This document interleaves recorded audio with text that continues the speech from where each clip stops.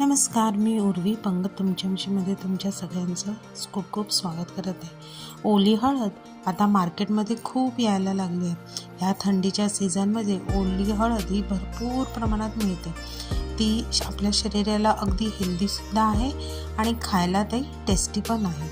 तर अशाच ओल्या हळदीचं लोणचं आज मी तुमच्यावर शेअर करणार आहे। करायला खूप सोपी आहे, अगदी इन्स्टंट असं हे लोणचं आहे। तर वेळ न घालवता रेसिपीला सुरुवात करूया।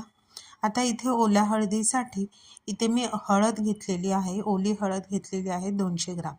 आता त्याची सालं काढायची आणि मग स्वच्छ अशी धुवून घ्यायची आणि व्हिडिओत दाखवल्याप्रमाणे त्याचे छान असे पातळ पातळ काप करायचे। जर तुम्हाला त्याच्या गोल चकत्या करायच्या असतील तर तशासुद्धा तुम्ही करू शकता। आता इथे मी उभ्या तुकडे केलेले आहेत, पण जे काही तुम्ही उभे आडवे किंवा गोल चकत्या कराल त्या मात्र अगदी पातळ कापायच्या आहेत। आता ही हळद बघा मी अशी कापून घेतलेली आहे। आता ह्या लोणच्यामध्ये आणखीन काही पदार्थ जातील ते म्हणजे एक तर आपली ओली हळद आहे जी कापून घेतलेली आहे, लसूण घेतलेले आहेत 8-9 पाकळ्या, त्यासुद्धा उभ्या आणि पातळ कापलेल्या आहेत। आलं घेतलेलं आहे जवळजवळ 1 मोठा चमचा, तेही उभं पातळ कापलेले आहेत आणि हिरव्या मिरच्या घेतल्या आहेत 7 ते 8। आता ह्यासाठी एक मसाला तयार करायचा आहे।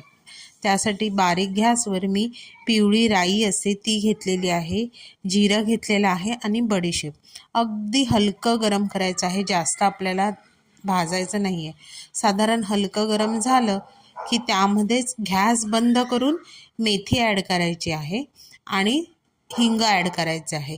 हिंग आणि मेथी हे गॅस बंद करूनच त्यामध्ये ॲड करायचं आहे। आता हे छान असं थंड करायचं। आता हे जो मसाला आहे तो थंड होईपर्यंत आपण लोणच्यासाठी लागणारं तेल गरम करूया। आता इथे मी तेल घेतलेलं आहे, जवळजवळ 1 मोठी वाटी एवढं तेल घेतलेलं आहे। धूर येईपर्यंत आपल्याला तेल गरम करायचं आहे आणि तेलसुद्धा साईडला थंड करत ठेवायचं आहे। आता आपला इथे मसालासुद्धा थंड झालेला आहे। आता एका मिक्सरच्या भांड्यामध्ये भाजलेला मसाला, त्यामध्ये लाल काश्मीरी मिरची पावडर आणि मीठ घालायचं आहे आणि असं पावडर बनवून घ्यायचे, म्हणजे अगदी बारीक अशी पावडर बनवायची नाही, थोडंसं असं दरदरीत राहायला पाहिजे।